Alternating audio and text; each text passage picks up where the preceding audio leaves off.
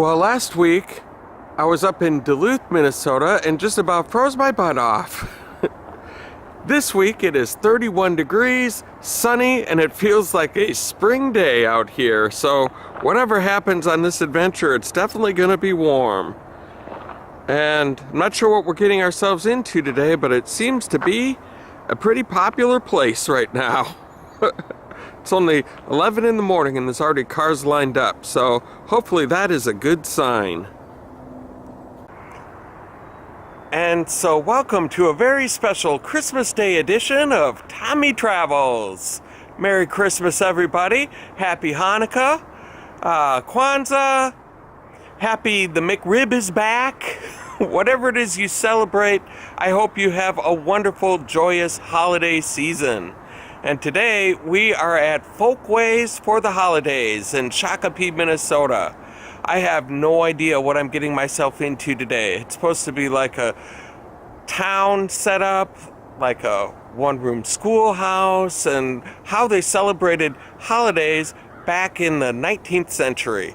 And so I'm not sure what this is all about. We're going to be learning about this all together today.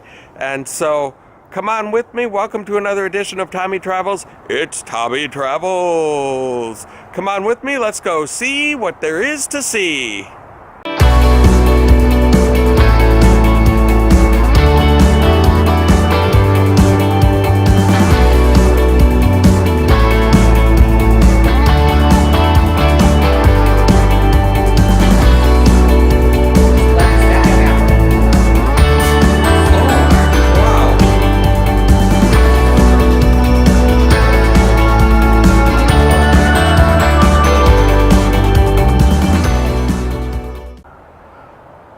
Here is a long view of the little village that we are going to be going into, and that's a look at the visitor center right there. And it's a very cool looking town here. This is a bank building. That is awesome. And you can walk all around and check out these places, which is what we're going to do. But if you were thinking about riding your bike through the area, that is not allowed. By the way, the reason that I know that this is the bank building is because it says bank right on it. Very clever name, bank. Very clever. Check out the old sled. Little kid, go ahead. Wow, that's like stepping back in time, like the old sleds the kids used to use. Very cool. And we are right here at the side of this old schoolhouse, and they've got a little ice rink.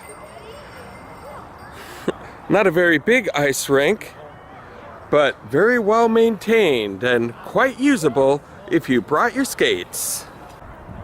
And of course, every small holiday town has to have its own little band shell for gatherings and activities. This one is garnished with the garland for decoration, and it looks like quite a great meeting spot. We've got this cool little church right here, and right next to that, a cute little house. These are all authentic buildings, by the way, from the 19th century, and they were all moved to this location. And just looking at this little small town with the white picket fence and the garland, just makes me feel like I've stepped right into a Christmas story. And the coolest thing about these houses over here is that you can actually go inside some of them, and there are people in there to give you some history lessons as to what they're all about. So come on, let's go check this one out. And here we are stepping into this little old-time house here. Look at the little broom to sweep the entrance. They've got a little living room set up over here. Look at that old stove. Wow. This is awesome. And look, even I can almost see a little kid here doing their piano lessons. Just like in It's a Wonderful Life. Here's a look at the little bedroom, and then as you step in, a very authentic kitchen. So what is this place all about? Well, this is the Moravian Christmas. Oh, okay. And all the decorations are in this room. Oh, okay. I don't know if you want to look around first, Yeah. or Well, what do you have to tell me? Oh my gosh. So would this be like the dining room then? Mm-hmm. Awesome. Got a cool manger scene set up over here. That's called a putz. P-U-T-Z? Mm-hmm. And it could be very small, or it could be as big as the whole town square.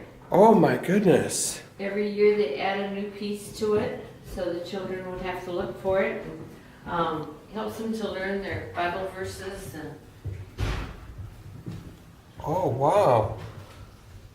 Cool angels and all handmade. wow. Except for the stove. Decorate with the stars, paper stars. She's waxing some of them right now to waterproof them so that they can be outside.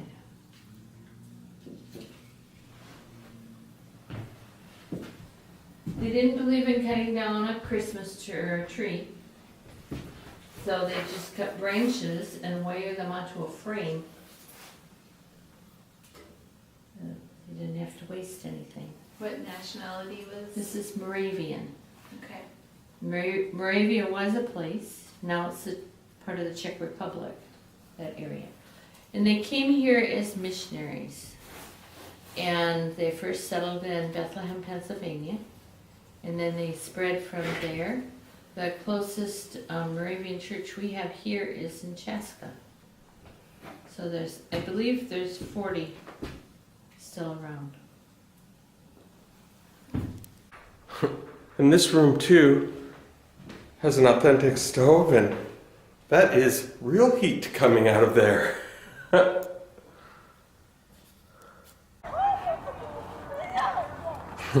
It's a good day for a snowball fight. Kids having fun, and here's another style of house here, a little bit different than the other one. All of these represent different countries and holiday traditions, so we're gonna go in here and check out what this one has to offer. And as we come in the door, we are greeted with a stairway, which is closed currently. And we step into a little hallway, the coat rack, and a door that we're going to go into. But what I really like is this antique croquet set right here. I think my grandparents had a set very similar to this one. Brings back some memories. It's a celebration of the celebration of the Victorian Christmas. Queen Victoria was the monarch at this time in England and the British Isles, and she married a Prince Philip who was German, and he brought the tradition of a Christmas tree.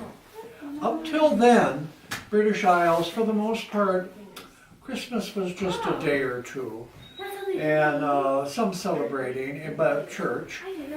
But then after, the subject saw different lithographs of the family around a Christmas tree and toys for children, decorations, so that caught on. And then of course with other cultures too.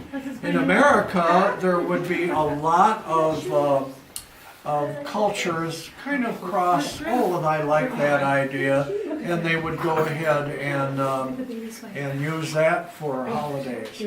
But this is the most elaborate of, probably closest to what Christmas is in your time. Yep, so they're called crackers because of the noise that they make. Yeah, So right. they all have this stuff Yes, cracker Morris strip told. Yeah. on the inside. So And we then there do were all that these treats in the inside. before Christmas dinner, yep, and there's usually 3 things, at least in our crackers.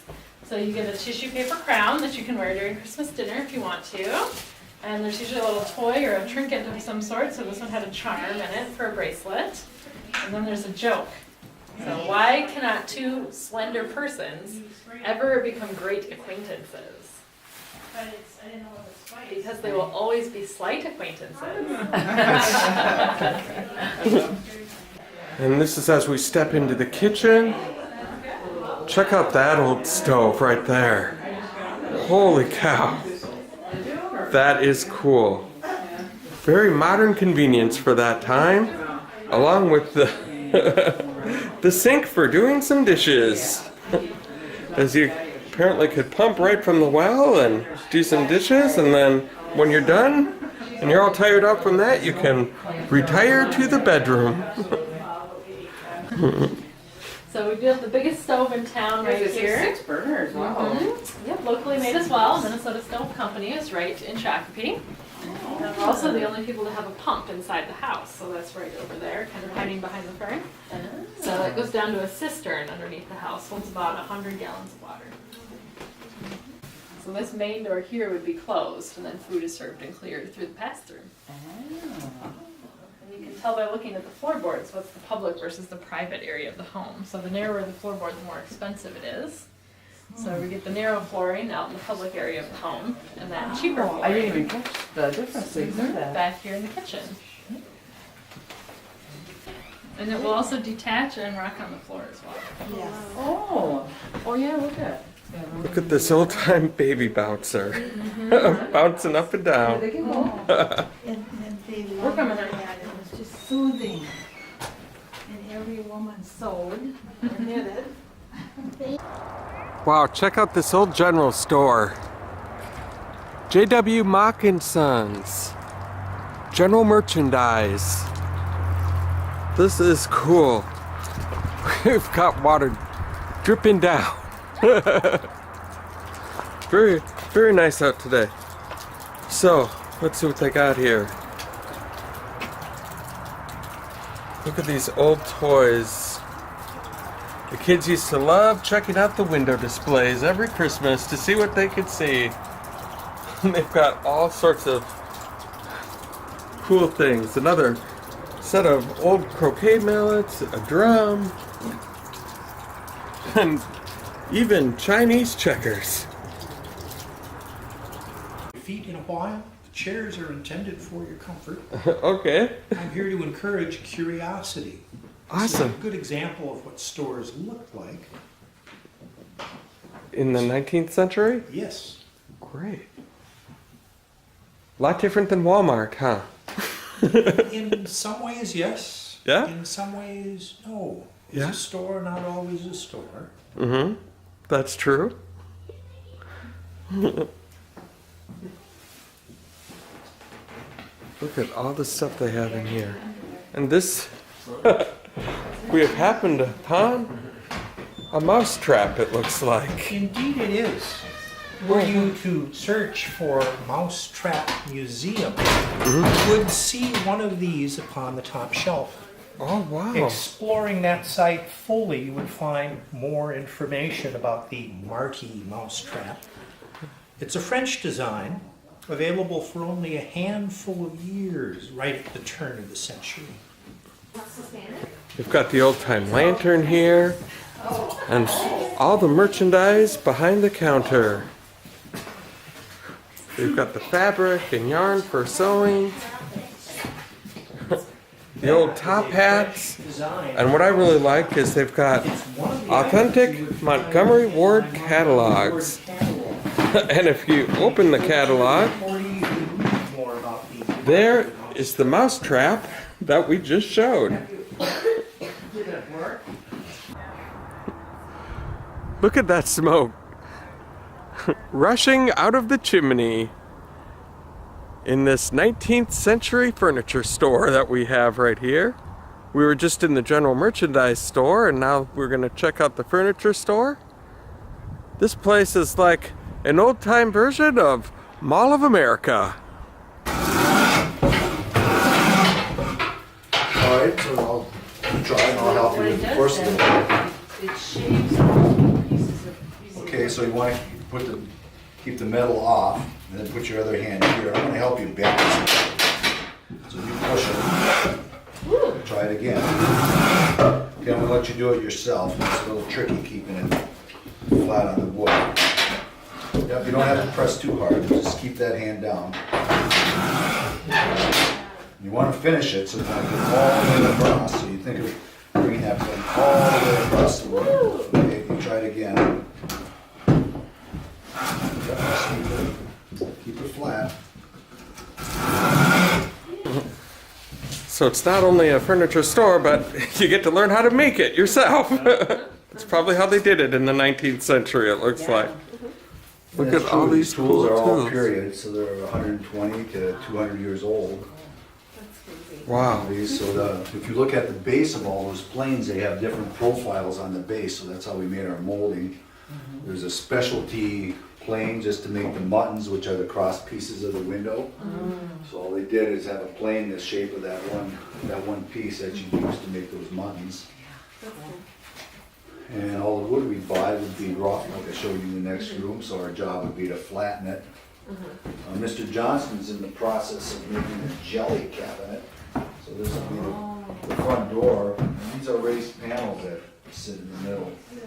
And that you know that wood expands with the seasons, it changes. So these panels will be free floating. There's a groove in here. And this dinner board will fit within that groove. And this house right here, as you can tell by the flag in front, celebrates Jewish traditions. It celebrates the miracle of the oil and the rededication of the temple. Hanukkah predates the Christmas story by over 150 years. Look at this front room in here. Looks like they have a little workshop for making some shoes, leather shoes.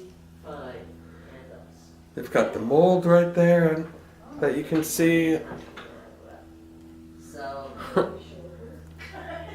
This is awesome. Looks very authentic. I'm no expert, but it really does look like I've stepped back into time. So it's, there are a lot of those traditions. The foods we eat go along with the stories of Hanukkah. The matching the miracles, because Hanukkah is a celebration of miracles. We're celebrating the fact that our people were able to triumph over a king who was a pagan, who was demanding that we worship the pagan god Zeus, and killing our people if we were found worshiping our god. Our small ragtag army managed to drive his much more powerful, much better equipped army out of Israel. So that's a miracle to celebrate. But then we also, as we purified the temple, because he had turned that into a temple to Zeus, and as we purified the temple and discovered that the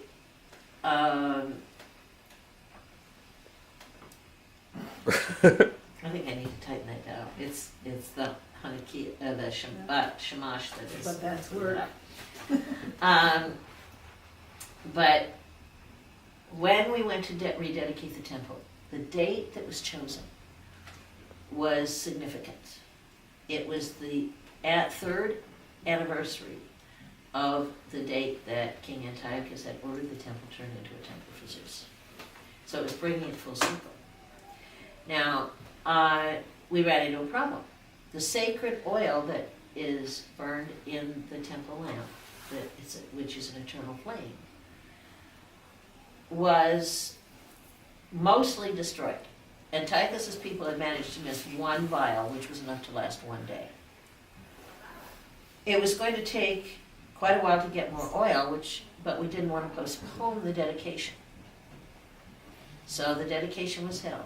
People were sent off to the olive groves, which meant traveling, to get more oil and bring it back. Now, the oil that was burned, that is used, it's a sacred oil. It's part of our belief in giving the first fruits back to God. So it is the first drop of oil from each olive. That's why it takes forever to make enough for our lamp. So that's why it took them 8 days to get back with a supply of it. And the miracle of the lamp that stayed lit for 8 days when it should have only burned for 1 is the central miracle to Hanukkah. And that's why we eat foods fried in oil. The cheese is another story. That's honoring brave Hebrew women. And this will be our last destination of the day, and it is the Swedish house. And just to let you know, I'm not going into all of the places they have to offer here in this little village. So definitely come back here and check it out yourself, because there is a lot to see here. And they have a little hallway in here, and then off to the side, which is closed off, there's a dressmaker shop. And you can get a little look inside of there and see the little mannequins and the weaving and sewing tables there, and even an ironing board.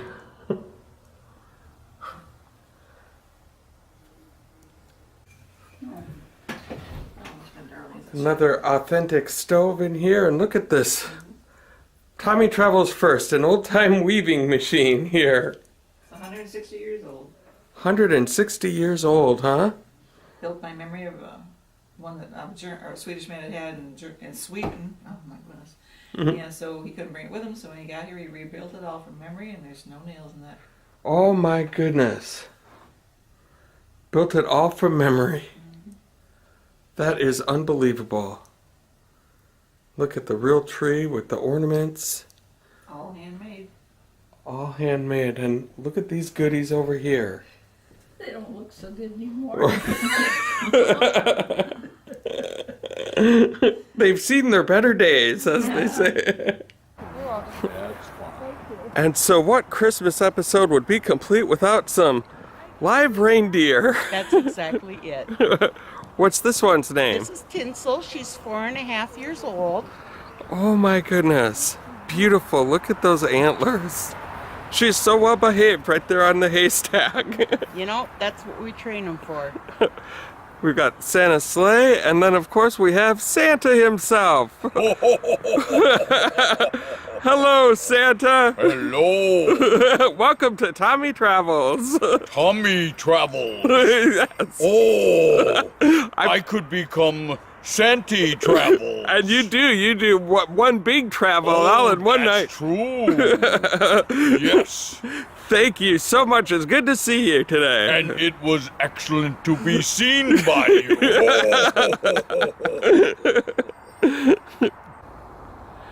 And it looks like today's adventure, on a very beautiful day, is going to end on another water feature, as I like to do on Tommy Travels episodes. This has been an absolute blast at Folkways For The Holidays in Shakopee, Minnesota. As we take a look at if you look real close, you can see the ice floating down the river there. And it winds around the bend. Absolutely beautiful. And if you guys liked what you saw here today, go ahead and hit like on my YouTube channel. And while you're at it, just go ahead and hit subscribe and the little bell notification next to it. Just gives you future updates on videos that are yet to come. And this has been a great Christmas episode of Tommy Travels. And I hope everyone is having a beautiful, wonderful day, celebrating with family and friends, and just having an absolute blast. And the next stop is New Year's, as we ring in 2019. And I hope everybody has a happy New Year's as well. And so, you guys, thank you so much again for hanging out with me today, and I hope to catch you on the flip side.